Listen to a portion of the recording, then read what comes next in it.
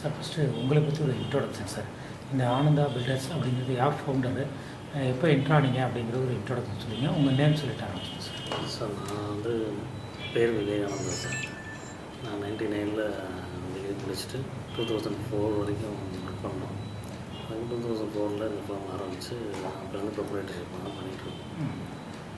Experience sir 2004லேருந்து 2007 வரைக்கும் ப்ரைவேட்டாக பார்ட்டிக்கு பில்டிங் கட்டி கொடுத்துட்ருந்தோம். 7க்கு அப்புறம் தனியாக பில்டிங் கட்டி சேல் பண்ண ஆரம்பிச்சோம். ஸோ ப்ரமோட்டர்னு பார்த்தீங்கன்னா 2007 10 இயர்ஸாக பண்ணியிருந்தோம். எக்ஸ்பீரியன்ஸ் தான் எங்கே சார் எடுத்துக்கிட்டு இருக்கீங்க? திருச்சிக்குள்ளே தான். திருச்சிக்குள்ளே எல்லாமே ப்ரைவேட் இண்டிவிஜுவல் ஹவுசஸ் மட்டும்தான், வேறு ஒன்றும் இல்லை. மோர் தென் ஒரு 200 ஹவுசஸ் வந்து பண்ணியிருக்கோம். Okay sir. இப்போ நீங்கள் என்ட்ரு ஆகிறப்போ கட்டுமானத்துறை பற்றிய விழிப்புணர்வு மக்கள்கிட்ட எப்படி இருந்துச்சு? இன்ஜினியரை டிபெண்ட் பண்ணி தான் பண்ணாங்களா, இல்லை நான் டெக்னிக்கல் டாமினேஷன் இருந்துச்சா சார்? அப்படி இருந்தது. அப்போ ஆரம்பத்தில் நான் டெக்னிக்கலை நிறையா சப்போர்ட் பண்ணிகிட்டு இருந்தாங்க. இப்போ ஓரளவு மேக்ஸிமம் வந்து இன்ஜினியர்ஸை சப்போர்ட் பண்ணுறாங்க. நான் டெக்னிக்கலை அவங்க நம்புறதில்லை. Okay sir. இப்போது கட்டுமானத்துறை 2 வகைகளில் இருக்குது சார். ஒன்று வந்து படிச்சுட்டு சிவில் படிச்சுட்டு இந்த ஃபீல்டில் எக்ஸ்பீரியன்ஸோடு பண்ணுறவங்க, இன்னொன்று படிக்காமல் தமிழோட அனுபவ ரீதியாக பண்ணக்கூடியவர் இருக்காங்க. இப்போ 2க்கும் என்ன வேறுபாடு? ஒரு இன்ஜினியர்கிட்ட வர்றதுனால கிளைண்ட்டுக்கு என்ன பெனிஃபிட் கிடைக்குது சார்? 2க்கும் அவுட்புட்னு பார்த்தீங்கன்னா உங்களுக்கு கிளைண்ட்டோட சைட்லேருந்து பார்த்தீங்கன்னா 2 ஒன்று தான் சார். என்ன நாங்கள் இன்ஜினியர் சைடில் போயின்னா அவங்க ப்ரெசன்டேஷன் வந்து கொஞ்சம் கிளியராக கொடுப்போம்.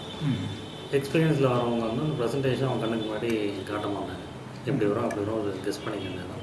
நாங்கள் ஒரு பில்டிங்கே பிளானை கையில் போட்டு கொடுப்போம், எலிவேஷன் ஒரு ஃபோட்டோ காப்பி போட்டு கொடுப்போம், இன்டீரியர் வந்து ஒரு 3D 4D போயிடுச்சு. இப்போ அது மாதிரி அவங்களுக்கு வந்து ப்ரெசன்டேஷனை ஃப்ரண்ட்டில் காமிச்சிடும்.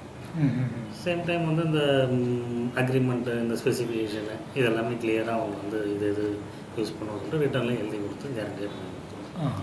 அதுதான் டிஃப்ரென்ஸ். ஒரு கேரண்டி கிடைக்கும். மற்றபடி ஒர்க்குன்னு பார்த்தீங்கன்னா கிட்டத்தட்ட எல்லாம் 2 ஒன்று தான். அது பண்ணுறதா அவங்க பண்ணாங்க, அவங்க பண்ணுறாங்க. அவங்க கிளைண்ட் சைடு வந்து ஒரு சாட்டிஸ்ஃபேக்ஷன் இதாக இருக்கும். எந்த டிஸ்பியூட்டும் இல்லாமல் ஒரு ப்ராஜெக்ட் முடியும்.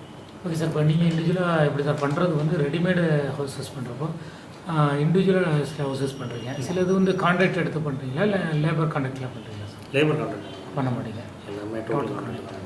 லேபர் கான்ட்ராக்ட் பண்ணால் சூப்பர்வைசன் பண்ணுவோம். சூப்பர்வைசிங் அது மெட்டீரியல் லேபர் எல்லாமே பேமெண்ட் வந்து பார்ட்டி டேரெக்டாக கொடுத்துருவாங்க.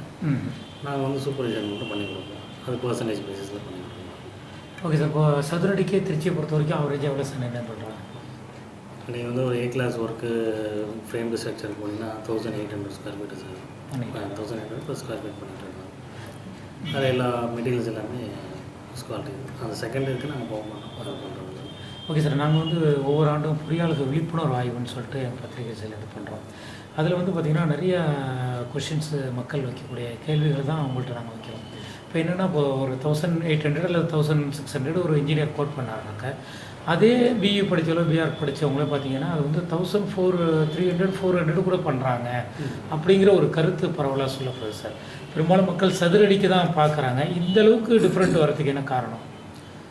அதாவது மெட்டீரியலில் சார், நம்ம நார்மலாக ஒரு ஸ்விட்சுன்னு எடுத்துக்கிட்டிங்களா, அது 10 ரூபாய்க்கு இருக்குது, 100 ரூபாய்க்கு இருக்குது. ஒரு வுட்டுன்னு எடுத்திங்கன்னா டீக் வுட் இருக்குது, பர்மாட்டி இருக்குது, வேம்பு இருக்குது. அது மாதிரி மெட்டீரியல் வந்து ஒரு மெட்டீரியல்லே ஒரு 50% வந்து நம்ம ரேட் வேரியேஷனில் இருக்குது. அதுக்கு தான் சொல்கிறேன். நாங்கள் வந்து ஸ்பெசிஃபிகேஷனுங்கிறது ஒரு முக்கியமான ரேட்டை மட்டும் பார்க்காம, அவங்க 1400 போனாங்கன்னா அவங்கள்ட்ட வந்து ஸ்பெசிஃபிகேஷன் வாங்கணும். 1800 பண்ணால் அவங்கள்ட்ட ஸ்பெசிஃபிகேஷன் வாங்கினாலே அவங்க கிளியராக டிஃப்ரென்ஸ் தெரிஞ்சிடும். இதுக்கு அதுக்கு டிஃப்ரென்ஸ் தெரிஞ்சிடும் உங்களுக்கு. அதுதான் அந்த 400 டிஃப்ரென்ஸ் என்னன்னா அதுதான். மற்ற எல்லாருமே ஒரு மார்ஜின், மினிமம் மார்ஜின் வச்சுருப்பாங்க. 1400 வச்சுருப்பாங்க, ஸ்கொயர் ஃபீட் 200 வச்சுருப்பாங்க, 1800 வச்சுருக்காங்க, அதே 200 வச்சுருப்பாங்க. உங்களுக்கு போடுற மெட்டீரியலுக்கு காஸ்ட் மாறலாம். Okay sir. இப்போ சதுரடிக்கு தொகை நிர்ணயம் பண்ணுறது வந்து சரியான மெத்தடா, இல்லை ஐட்டம் மாதிரி பண்ணுறது சரியான மெத்தடா?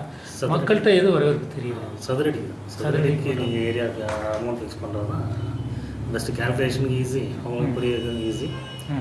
அந்த ஸ்பெசிஃபிகேஷன் தான் மெயின் சார். அதுதான் அந்த ரேட்டுங்கிறது அடுத்தது, ஸ்பெசிஃபிகேஷன் தான் மெயின். Okay sir. இப்போ நீங்கள் சொல்கிற மாதிரி இன்றைக்கி இன்ஜினியர்ஸோட அவேர்னஸ் மக்கள்கிட்ட வந்திருக்கு சார். இன்றைக்கி பிஏ இன்ஜினியர் இருக்கட்டும், இல்லை பிஆர் இன்ஜினியர் இருக்கட்டும், இவங்க வந்து ஆர்கிடெக்ட் ஸ்ட்ரக்சர்ஸை டிபெண்ட் பண்ணி தான் அவங்களோட ஒர்க்கை பண்ணணுமா? அவங்களோட இம்பார்ட்டன்ஸ் எந்த அளவுக்கு தேவைப்படுது இதில்? இன்றைக்கி ஓரளவு மக்கள் வந்து இன்டீரியருக்கு சொல்ல போக ஆரம்பிச்சிட்டாங்க. இன்டீரியர் வந்து 100% வந்து ஆர்கிடெக்டை பேஸ் பண்ணி தான் பண்ணுவாங்க. ஸோ இன்டீரியர்னு வந்துடுறதுனால இன்னும் ஆர்கிடெக்சரும் இம்பார்ட்டன்ஸ் கொஞ்சம் அதிகமாகிடுச்சு. அது இப்போ ஒரு 4 to 5 இயர்ஸ்க்குள்ளே தான். அதுக்கு முன்னாடி ஆர்கிடெக்ட் போக நாங்களே போக மாட்டோம். இப்போ வந்து கிளைண்ட் போகிறதுனால ஆர்கிடெக்ட் போக ஆரம்பிச்சிட்டோம். அது மஸ்ட் அப்படிங்கிறது கிளைண்ட்டை வச்சு தான் கிளைண்ட்டை பேஸ் பண்ணி கிளைண்ட்டை பேஸ் பண்ணி பண்ணிடுறோம். இப்போ நார்மலாக ஒரு வீடு பண்ணி முடிக்கிறதுக்கு இப்போ நாங்கள் இன்ஜினியர்ஸு மேஸ்திரி இவங்க போகிறோம். இன்டீரியர்னு போயிட்டிங்கன்னா அவங்களோட இது ரொம்ப அவசியம். கண்டிப்பாக தேவைப்படும். கண்டிப்பாக தேவை. Okay sir. இப்போ இன்றைக்கி வந்து பார்த்திங்க அப்படின்னா பொறியாளர்கள் எண்ணிக்கை அதிகரிக்குது சார். இப்போ இயர்லி பார்த்திங்கன்னா 3000 பேர் சிவிலில் என்ட்ராங்கன்னு உங்களோட சர்வே சொல்லுது. ஒரு ஆரோக்கியமான போட்டி இருக்கா சிவிலை பொறுத்த வரைக்கும்? எப்படி சார் ஃபீல் பண்ணுறீங்க? இவ்வளோ நாளாக இருந்துச்சு சார். அதாவது இப்போ 2016க்கு அப்புறம் பார்த்தீங்கன்னா காம்படிஷன் ஒரு பக்கம் இருந்தாலும் மொத்தத்துக்கு இந்த மார்க்கெட் சரியில்லை. மார்க்கெட் சரியில்லை. பட் காம்படிஷன் இருக்குது. சேம் டைம் வந்து முன்னாடி 10 வீடு கட்டியிருந்தது இப்போ 100 வீடு. அதே மாதிரி தான் இன்ஜினியர்ஸோட நம்பர் அதிகமாகிடுச்சு. பெருசாக அடிச்சு பிடிச்சிங்க ஒரு மாதிரி காம்படிஷன்லாம் இல்லை. நார்மலாக தான் இருக்குது. Okay sir. இப்போ இன்னொரு சர்வேல கிடைச்ச தகவல் என்னென்னா, இப்போ ஒரு இன்ஜினியர்ஸ் வச்சு பில்டிங் பண்ணுறாங்க அப்படின்னாக்கா, நாங்கள் 100 பில்டிங் எடுக்கிறோம்னு வச்சுக்கலாம். ஒரு 40 பில்டிங்கில் பார்த்தீங்கன்னா இன்ஜினியருக்கும் கிளைண்ட்டுக்கும் மிஸ் அண்டர்ஸ்டாண்டிங் வந்துடுது. அந்த கிரகப்பிரவேசத்தை கூட இன்ஜினியரை அழைக்காத நிலைமெல்லாம் இருக்குது அப்படிங்கிறாங்க. இது நான் டெக்னிக்கலில் ஏற்படுறதில்லை அப்படிங்கிற ஒரு கருத்து சொல்லப்படுது. அதுதான் அதாவது அந்த ஸ்பெசிஃபிகேஷனு அக்ரிமெண்ட்டு அதை வந்து ஃபஸ்ட்டு ரேட்டை பேசும்போதே அந்த என்ன ஸ்பெசிஃபிகேஷன் பேசிட்டோம்னாலே இந்த டிஸ்பியூட்டிங்கில் நான் 200 பில்டிங் பண்ணி கொடுத்தோன்னா ஒரு ஆள்கிட்ட கூட ஒரு டிஸ்பியூட்டை வந்தது. அதே மாதிரி 200 பார்ட்டியும் இன்னைய வரைக்குமே வந்து லிங்க்லேயும் ஒரு நல்ல இல்லை. காரணம் என்னென்னா இது எதுவும் பண்ணுவோம், இது பண்ண மாட்டோம், அது எல்லாமே ஃபஸ்ட்டே அவங்கள்ட்ட எக்ஸ்பிளைன் பண்ணிடுவோம். இது பண்ணால் அது எக்ஸ்ட்ரா வருங்க அப்படிங்கிற மாதிரி எல்லாமே எக்ஸ்பிளைன் பண்ணிடுவோம். அந்த இதை வந்து கிளைண்ட் வந்து பொறுமையாக கேட்டு தெரிஞ்சுட்டு ஒரு கன்ஃபார்ம் பண்ணி அவங்கள்ட்ட ஆர்டர் கொடுக்கணும். வெறும் ரேட்டை மட்டும் 1400 ஓகேன்னு சொல்லி கொடுத்தாங்கன்னா அவங்க எக்ஸ்பெக்டேஷன் பார்த்தா 1800 ஸ்கொயர் ஃபீட் போயிடும். எக்ஸ்பெக்டேஷன் இருக்கும். அந்த டைமில் தான் டிஸ்பியூட் வரும். இப்போ ஒரே கிளைண்ட் கண்டினியூவாக நீங்கள் ஒர்க் பண்ணியிருக்கீங்களா சார்? ஒரே கிளைண்ட்டுக்கு தொடர்ச்சியாக? ஆமாம். அதாவது நாங்கள் கிட்டத்தட்ட ஒரு 10 ஃபேமிலி டாக்டர் மாதிரி ஃபேமிலி இன்ஜினியராக இருக்கீங்க. அவங்களுக்குலாம் அவங்க அப்பா அம்மாவுக்கு பிள்ளைக்கு அவங்க அத்தை மாமான்னு சொல்லிட்டு கிட்டத்தட்ட ஒரு 10 ஃபேமிலி பக்கம் நம்ம ஃபேமிலி இன்ஜினியராகவே இருக்கும். Okay sir. இப்போ இன்றைக்கி பெரும்பாலும் இன்ஜினியர்கள் தரமான பொருட்களை பயன்படுத்தி டெக்னிக்கலாக பண்ணுறாங்க அப்படிங்கிறது மாற்று கருத்து இல்லை. ஆனால் பெரும்பாலான கட்டிடங்கள் ஒரு 15 வருடம் 20 வருடங்களில் கிராக் ஏற்படுதுங்கிற ஒரு கருத்தும் மக்கள்கிட்ட சொல்லப்படுது. இது எதனால் ஏற்படுது?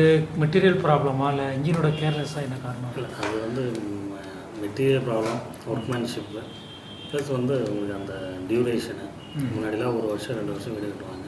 இன்றைக்கி 3 மாதம் 4 மாதம் முடிச்சிடுறாங்க. அது வந்து கிளைண்ட்டு கொடுக்குற அர்ஜென்ட்னால இவங்க முடிச்சு கொடுக்குறாங்க. இன்னொன்று பார்த்தீங்கன்னா மெட்டீரியல் அன்றைக்கி யூஸ் பண்ணுற தண்ணிக்கு இன்றைக்கி யூஸ் பண்ணுற தண்ணிக்குமே நிறைய டிஃப்ரென்ஸ் இருக்கும். ஃபுல்லாக சால்ட்டு கண்டிப்பாக அது ஒரு மேஜர் ஃபேக்டர். அது கிராக்கிங் மாட்டேங்குது. அதுதான் இது மாதிரி சின்ன சின்ன விஷயங்கள் தான் நமக்கு. அதை விட மெட்டீரியல்னால மோசமான மெட்டீரியல்னால ஒர்க்மேன்ஷிப்பும் ஒரு பெரிய ப்ராப்ளம். அன்றைக்கி ஒரு ஒருத்தனா வந்து நல்லா கலவையை குழைச்சி கட்டடம் பண்ணான். இன்றைக்கி வந்து அவங்க மாதிரி அவங்க பண்ணுறதுலாம் ஆள் இல்லை. இன்றைக்கி ஒரு அறையிலேயே பார்த்தீங்கன்னா அன்றைக்கி வந்து ஸ்கொயராக வந்துட்டு இருந்துச்சு. இன்றைக்கி அது மாதிரி ஒரு ஸ்கொயராக ஒரு அறையில் வந்து கிடையாது. சிமெண்ட் வந்து இன்றைக்கி ஓபிசி சிமெண்ட்டுக்கு பிபிசி சிமெண்ட்டுக்கு டிஃப்ரெண்ட். ஓபிசி மட்டும் மார்க்கெட்லேயே இல்லை. ஃபுல்லாக பிளேயாஷன் ஒன்று ஆட் பண்ணி ஒரு மாதிரி சிமெண்ட் கொடுக்குறாங்க. ஸோ மெட்டீரியலும் ஒரு மரமே எடுத்துனாங்க ஒரு நல்ல காஞ்ச மரம்லாம் கிடைக்கிறதில்ல. பச்சை மரம் தான் இருக்குது. பச்சை மரத்து நாளைக்கு போடும்போது ஒரு 6 மாதத்துல அது விரியும் சொல்லணும். அந்த இடத்துல ஒரு கிராக் வரும். ஸோ அதனால் மெட்டீரியலும் ஒர்க்மேன்ஷிப் தான் போகலாம். கண்டிப்பாக நல்ல மெட்டீரியல் கிடைக்கும். பட் அதுக்கு தகுந்த மாதிரி நம்ம பைசா போகணும். Okay sir. இப்போ இன்றைக்கி வந்து பார்த்திங்க அப்படின்னா பொறியாளர்கள் எண்ணிக்கை ஒரு பிறகு அதிகரிச்சிருக்கு. நான் டெக்னிக்கலும் இதில் டாமினேஷன் இருக்காங்க. நீங்கள் இன்ஜினியருங்கிற முறையில் ஒரு எம்பிபிஎஸ் பண்ணுறவங்க பார்த்தீங்கன்னா அவங்க தான் இன்ஜெக்ஷன் பண்ணணும், மெடிசன் கொடுக்கணும்னு கவர்மெண்ட்டை கடுமையான விதிமுறைகள் வச்சுருக்காங்க. ஆனால் சிவிலில் பொறுத்த வரைக்கும் யார் வேணாலும் கட்டலாம்னு ஒரு நிலை இருக்கு இல்லையா? அது இன்ஜினியரிங் உங்களோட ஃபீலிங் என்ன சார்? இப்போ கவர்மெண்ட் வந்து இன்ஜினியர்ஸ் மூலியமாக தான் சார் எல்லாமே கொண்டு வருவாங்க. ஏன் எடுத்துட்டிங்கன்னா அது அப்ரூவல் இன்ஜினியர் வந்து ஒரு சீல் இருக்கணும். சீல் இருக்கணும், அவங்க தான் கட்டணுங்கிறது அவங்களோட ரூல். அவங்களோட இன்ஜினியர் அதாவது கவர்மெண்ட்டோட ரூல் வந்து இன்ஜினியர் மூலமாக தான் பில்டிங் கட்டணுங்கிற ரூல்ஸ். அது யாரும் ஃபாலோ பண்ணுறதில்ல. நான் டெக்னிக்கலுங்க ஒரு ஒர்க் ஒரு பக்கம் ஸ்பிட் ஆகி போகுது. இன்னொன்று அவங்க பக்கம் போகிறது தப்பு கிடையாது. அவங்க எக்ஸ்பீரியன்ஸில் வந்தவங்க தான், தப்பு கிடையாது. Okay sir. இப்போ ப்ரொமோட்டிங் லைனில் எப்படி சார் அப்பார்ட்மெண்ட் சைடில் என்ட்ரு ஆகிருக்கீங்களா இல்லை இண்டிவிஜுவல் என்ன ஏரியாவில் சார் பண்ணியிருக்கீங்க? என்ன எஸ்டிமேட்டில் எந்த கிளாஸ் பீப்புளை கவர் பண்ணுற மாதிரி? மிடில் கிளாஸ் பீப்புளை பேஸ் பண்ணி தான் சார். ஃபஸ்ட்டு ஆரம்பத்தில் 7 lakhs போட ஆரம்பித்தோம். 80 lakhs வரைக்கும் போட்டிருக்கோம். இப்போ இன்றைக்கி பார்த்தீங்கன்னா மிடில் கிளாஸ் தான். எந்த ஏரியாவில் சார் லேஅவுட் இருக்குது? இங்கே லேஜர் நம்ம கேட்குற ஏரியா கேட்குறேன் சார். ஏன்னா சார் ஒரு லேஅவுட் தயார் பண்ணுறதுக்கு முன்னாடி ஒரு இண்டிவிஜுவல் ஹவுசஸ் பண்ணுறதுக்கு அடிப்படையாக என்னென்ன பார்க்குறீங்க? அதாவது அந்த ஏரியா வந்து ஒரு க்ரேஸான ஏரியா இருக்கணும். பக்கத்தில் அந்த shopping centre, school, colleges, hospital facility, கடை இதெல்லாம் இருக்கிற மாதிரி ஒரு ஏரியா இருக்கும். ப்ளஸ் வந்து அந்த ரேட்டு அதுக்கும் ரேட்டு தான். அந்த மிடில் கிளாஸுக்கு கவர் ஆகிற மாதிரி பட்ஜெட்டில் அந்த பிளாட்டோடைய ரேட் இருக்கிற மாதிரி அந்த ஏரியா ஃபிக்ஸ் பண்ணிடுவாங்க. கொஞ்சம் கார்பரேஷன் லிமிட்டுக்குள்ள மேக்ஸிமம் அது பண்ணுறது, வெளியில் பஞ்சாயத்தில் பண்ணுறது. Okay sir. இப்போது ப்ரைவேட்டாக ரெடிமேடாக ஹவுசஸ் வாங்குறப்போ குவாலிட்டி வைஸ் மக்கள்கிட்ட ஒரு சின்ன சந்தேகங்கள் ஏற்படுறதுக்கான வாய்ப்புகள் இருக்குது. அதை எப்படி ரெட்டிஃபை பண்ணுறீங்க? குவாலிட்டி சர்டிஃபிகேட் அந்த மாதிரி ஏதாவது கொடுத்து நாங்கள் ஃபோட்டோஸே எடுத்து வைப்போம் சார். இப்போ ரூஃப் காங்கிரீட் போகிறோன்னா நாங்கள் என்ன கம்பி போட்டுருக்கோம் ஃபோட்டோஸ் எடுத்து கொடுப்போம். ப்ளஸ் வந்து இந்த ஒரு சில வீடியோஸ்லாம் எடுத்து வச்சுருப்போம் சார். கலவை போடுறதுலேருந்து நாங்கள் இப்போ யூஸ் பண்ண வுட்லேருந்து எல்லாமே ஒரு வீடியோஸ் எடுத்து கொடுக்காம. அதெல்லாம் எப்போதுமே எங்கள்கிட்ட அண்டர் கன்ஸ்ட்ரக்ஷன்லேயும் பில்டிங் இருக்கும், ஃபுல் ஃபினிஷ்லேயும் பில்டிங் இருக்கிறதுனால ஃபுல் ஃபினிஷ் பில்டிங் பார்க்க வரவங்களுக்கு அண்டர் கன்ஸ்ட்ரக்ஷன் பில்டிங் போய் கூட்டு போய் காட்டுறோம். இது தாங்க பில்டிங் இந்த மெட்டீரியல் தான் யூஸ் பண்ணுறோம் அப்படின்னு அவங்க காமிக்கும் போது அவங்க ஒரு ஐடியா இருக்கும். ஸோ கண்ணுக்கு மட்டும் கேரண்டியாக இது இந்த மெட்டீரியல் தான் யூஸ் பண்ணுறவங்க காமிச்சிடும். ஓப்பன் பண்ணி இப்போ ஒரு ஒயரில் ஒவ்வொரு ஒயர்லையுமே ஒரு 3 அடிக்கு ஒரு இடத்துல அந்த கம்பெனி நேம் எழுதியிருக்கும், சுவிட்சில் கம்பெனி நேம் எழுதியிருக்கும், கம்பியில் கம்பெனி நேம் எழுதியிருக்கும். ஸோ எல்லாத்துலேயுமே அந்த பிராண்ட் நேம் எழுதிருக்கும். அதை மட்டும் காமிச்சாலே போதும், தெரிஞ்சிடும். இதுக்கு பண்ணுற கலவோட மிக்ஸ் வந்து நாங்கள் அதாவது அந்த ஸ்பெசிஃபிகேஷன் என்னவோ அதுக்காக நம்ம பண்ணுறது. அதெல்லாம் நம்ம குறைச்சி பண்ணுறோம்னா சில பேர் பண்ணுறாங்க, அதை நம்ம பண்ணுறது. அது மொத்தத்துக்கு ஒரு நார்மலாக ஒரு இண்டிவிஜுவல்ஸுக்கு நம்ம சேவிங்ஸ் பண்ணோம்னா ஒரு 50 மூட்டை சேவிங்ஸ் பண்ணாலே இன்றைக்கி வந்து வெறும் 20,000 தான் சார். நாங்கள் அந்த அளவுக்கு அந்த 20,000 சேமிச்சு நம்ம பண்ண போகிறோம். Okay sir. இப்போ அவங்க பின்னாடி ரைஸ் பண்ணுறதுக்கான ஃபவுண்டேஷன் எல்லாம் எப்படி கொடுக்குறீங்க? G+2 வரைக்கும் பண்ணுற மாதிரி ஃபவுண்டேஷன் கொடுத்துருவீங்க. கிரவுண்ட் ஃப்ளோர் இருந்தாலும் சரி, ஃபஸ்ட் ஃப்ளோர் இருந்தாலும் சரி, ஃபவுண்டேஷன் வந்து G+2 வரைக்கும் போட்டோம். அதையும் அவங்ககிட்ட ஒன்றா சொல்லிடுவோம். இது வந்து G+2 வரைக்கும் நீங்கள் கேரண்டியாக எப்போ வேணால் கட்டிக்கலாங்க, அதுக்கு மேலே பண்ணாதீங்க அட்வைசபிள் இல்லைங்கிறத சொல்லுவோம். சரி. Okay sir. இப்போ இன்றைக்கி கட்டுமானத்துறையை பொறுத்த வரைக்கும் இண்டிவிஜுவல் ஹவுசஸ் திருச்சியை பொறுத்த வரைக்கும் ஃபுல்ஃபில் ஆகிருக்கா, இல்லை அப்பார்ட்மெண்ட்ஸில் இன்னும் வாண்டட் எப்படி சார் இருக்குது? இப்போ திருச்சியில் இண்டிவிஜுவல் ஹவுஸ் தான் சார். இண்டிவிஜுவல்ஸ் தான் அப்பார்ட்மெண்ட் அந்த அளவில் தேவைப்படும். அதான் அப்பார்ட்மெண்ட் எங்கே தேவைப்படுதுன்னா, ஒரு இண்டிவிஜுவல் ஹவுஸுக்கு பிளாட் இல்லை. இப்போ தில்லைநகரில் பார்த்தீங்கன்னா ஏரியா ஃபுல்லாகிடுச்சு, அந்த இடத்துல ஒரு தனி வீடு கட்டணும் அப்படின்னா ஒரு ஹாஃப் பிளாட்டில் கட்டினாலே 80 லட்ச ரூபா ஒரு வீடுகள் வந்துடுது. பட் தில்லைநகரில் தான் வீடு வேணுங்கிறவங்க அப்பார்ட்மெண்ட்டு தான் நிற்குது. ஸோ வந்து எந்த இடத்துல ஒரு இடம் இல்லையோ அந்த இடத்துல தான் அப்பார்ட்மெண்ட்டு சக்ஸஸ் ஆகும். ஓரளவு இன்னும் நம்ம ஏரியாவில் அங்கங்கே இடம் இருக்கிறனால அப்பார்ட்மெண்ட் அந்த அளவுக்கு சக்ஸஸ் ஆகலை. சென்னை எல்லாம் அப்பார்ட்மெண்ட் அளவுக்கு அப்பார்ட்மெண்ட் தான் சக்ஸஸ் இல்லை, இண்டிவிஜுவல் ஹவுஸ். Okay sir. இப்போ இன்றைக்கி இன்ஜினியர்ஸ் பண்ணுற பில்டிங்ஸில் சில இது கொலாப்ஸ் ஆகி ப்ராப்ளம்ஸ் வரதை பார்க்குறீங்க. இந்த மாதிரி கண்டிஷனில் உங்களோட பொறுப்புணர்வு என்னன்னு நினைக்கிறீங்க? இன்ஜினியர் எப்படி பொறுப்புணர்வு இருக்குன்னு நினைக்கிறீங்க? அதான் சார், அவங்க வந்து இதில் போதுமான அளவு ஒரு நியாயமான லாபம் வர தொழில் சார். இதில் வந்து நம்ம அந்த ஸ்டாண்டர்டை ஃபாலோ பண்ணாலே எந்த ஒரு ப்ராப்ளமும் வராது. அதுக்கு முன்னாடி வந்து கொஞ்சம் டெக்னிக்கலாக நம்ம இன்ஜினியர்னால் நம்மளோட எந்த இடத்துல நம்மளோட இன்ஜினியரோட மூளை வேலை செய்யணும்னா ஒரு நார்மலாக ஒரு ஃபவுண்டேஷனாக ஸ்டாண்டர்டாக வச்சுக்கூடாது. 3 அடி தான், 5 அடி தான், 8 அடி தான் ஸ்டாண்டர்டாக வச்சுக்கணும். டிபெண்ட் சாயிலோட கண்டிஷனை பொறுத்து அதோட ஃபவுண்டேஷன் ஸ்டைல் வந்து மாறணும். அந்த இடத்துல நம்ம சாயில் எடுத்து பார்த்து டெஸ்ட் பண்ணி அதுக்கு தகுந்த மாதிரி போடணும். அதே மாதிரி ஒரு வாட்டர் கண்டென்ட்னா அந்த இடத்துல போர் வாட்டர் ரொம்ப சால்ட்டாக போர் வாட்டர் யூஸ் பண்ணக்கூடாது, காவிரி வாட்டர் வாங்கி யூஸ் பண்ணணும். அது மாதிரி அந்த மாதிரி சில இடத்துல வந்து அவங்களோட இதை வந்து நம்ம யோசித்து ஒவ்வொரு இடத்துலையும் பண்ணணும் சார். அதுதான் அதான் இன்ஜினியர்ஸ் வந்து பண்ண வேண்டிய விஷயம். இப்போ அந்த இடத்துக்கு தகுந்த மாதிரி அவங்களோட ஸ்பெசிஃபிகேஷனை மாற்றிக்கணும், ஸ்டாண்டர்டாக வச்சுக்கூடாது. இப்போ 4 அடி 5 அடி தான் பேஸ் பண்ணால் 5 அடி தான் போடக்கூடாது. மண்ணு கொஞ்சம் இதாக இருந்துட்டு அந்த இடத்துல ஃபவுண்டேஷன் ஸ்டைலில் மாற்றி போடணும். இது போடாதீங்க, காலம் போடாதீங்க, அந்த இடத்துல பயில் போடுங்க அப்படிங்கிற மாதிரி மாற்றி போட்டு பண்ணாலே பாதி. Okay sir. இப்போ வாஸ்து வந்து பெரும்பாலும் மக்கள் இம்பார்ட்டன்ட் கொடுக்குறாங்க. இந்த வாஸ்து வந்து கட்டுமானத்திற்கு அவசியமானதா அல்லது உங்களோட கிரியேட்டிவ் மைண்டை பாதிக்குதா, எப்படி ஃபீல் பண்ணுறீங்க? எங்கள் கிரியேட்டிவ் மைண்டை ரொம்ப ரொம்ப பாதிக்கும். வாஸ்து வந்து ரொம்ப பாதிக்கும். இது வந்து அவசியமே கிடையாது. அந்த இடத்துல சொல்லியிருந்தாங்கன்னா அந்த இடத்துல கிழக்கு பக்கம் அக்ரிமெண்ட் கிச்சன் இருக்கணும்னா ஈஸ்ட்டு காலையில் சூரிய ஒளி மேலே படணுன்னு பண்ணுறது. அதுக்கு நேர் ஆப்போசிட்டு அவங்களுக்கு வாய் போல நம்ம சமைக்கிற இதுக்கு பக்கத்தில் இருக்குது சாப்பாடு சம்மந்தப்பட்ட இது கூட அந்த முறையில் அது பண்ணுறாங்க. ஸோ அந்த இடத்துல அது மாதிரி சில ஒரு நியாயமான காரணத்துக்காக பண்ணுறாங்க. பட் அது ஒரு கண்டிஷனும் ரூல்லாம் கிடையாது. இன்றைக்கி அது ஒரு கண்டிஷன் ரூலாக ஆக்கிட்டாங்க.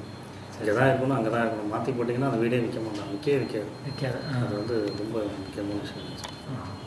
Okay sir. இப்போது கேரளா லாரி பேக்கர் லோகாஸ் மெத்தட் அந்த மாதிரியான முயற்சிகள் எதுவும் எடுக்கப்பட்டிருக்கா? இல்லை கேரளா லாரி பேக்கர் மெத்தடில் லோகாஸ் மெத்தடில் பில்டிங்ஸ் எதுவும் முயற்சி எடுக்கப்பட்டிருக்கா உங்கள் சைடில்? அந்த சைடில் ஒன்றும் பண்ணல. உங்களோட இந்த இத்தனை ஒரு அனுபவம் சார் இந்த ஃபீல்டில்? அதாவது 17 இயர்ஸ். அந்த 17 வருட அனுபவம் உங்களோட இலக்கை அடைஞ்சிருக்கீங்களா? என்ன ஃபீல் பண்ணுறீங்க சிவிலை பொறுத்த வரைக்கும்? அதான் 2014 வரைக்கும் நல்ல பீக்கில் இருந்துச்சு சார். 14 to 17 வந்து அப்படியே ஸ்டாண்ட். ஃபியூச்சர் என்ன சார் பிளானிங் இதில் உங்களுக்கு? ஃபியூச்சர் இப்போ இருக்கிறதா அப்படியே இப்போ இன்னொரு இப்போ ஒரு அட் டைம் ஒரு 10 ப்ராஜெக்ட் நடக்கும், 100 ப்ராஜெக்ட் நடக்கும். பண்ணலாம். Okay sir. இந்த கட்டுமானத் துறையில் உங்களுக்கு ரோல் மாடல், வழிகாட்டி, குருன்னு யார் இருக்காங்களா? இவரை பேஸ் பண்ணி வந்தேன், இவரை மாதிரி செய்யணும் அப்படிங்கிற மாதிரி அப்படி ஒன்றும் ஸ்பெசிஃபிக்காக சொல்கிற மாதிரி Particular இல்லை சார். என்னன்னா இது ஒரு க்ரியேட்டிவிட்டி, நம்ம ஒரு இன்ட்ரெஸ்ட்டாக நம்ம செய்கிறது சார். ஸோ வந்து இது ஒரு நல்ல வேலை, காசு நம்ம அடுத்தது ஒரு மாதிரி பர்சனலாக சந்தோஷம். ஒரு வீடை கட்டி முடிஞ்சு அந்த கிரௌண்ட் பைஸை வச்சு ஒரு 100 பேர் வந்து அதை நம்ம செஞ்ச வேலையை ஒரு 100 பேரை ரசித்து அது ரிசல்ட் கொடுக்குறது வந்து ரொம்ப சந்தோஷமான நல்லது. Okay sir. வேறு ஏதாவது சிறப்பம்சங்கள் கட்டுமானத்துறை சார்ந்து வெளிநாட்டு சுற்றுப்பயணங்கள் எதுவும் இருக்கா?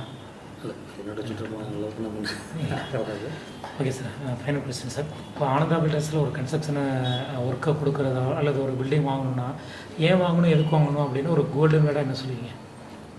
குவாலிட்டியை பாருங்கள். ஆனந்த பில்டர் எங்கே வீடு வாங்கினோம்னா குவாலிட்டியை பார்த்துட்டு வாங்கிட்டேன். குவாலிட்டியை பார்க்காம வாங்காதீங்க. லைஃப்பில் ஒரு டைம் வாங்குறது அதை வந்து 1க்கு 10 வாட்டி செக் பண்ணிவிட்டு விசாரிச்சுட்டு வாங்குற விற்கிற பார்ட்டியை பற்றியும் நீங்கள் வீடை மட்டும் பார்க்காம பார்ட்டியை பற்றியும் விசாரிங்க. பார்ட்டியை விசாரிச்சுட்டு அதை கூட வீடு வாங்க. Okay sir. Okay, thank you. உங்களோட குட் நேம், கான்டாக்ட் நம்பர் சொல்லுங்கள் sir. Vivekananda sir. Contact number சொல்லுங்கள். 9942002849. Okay sir. Thank you very much.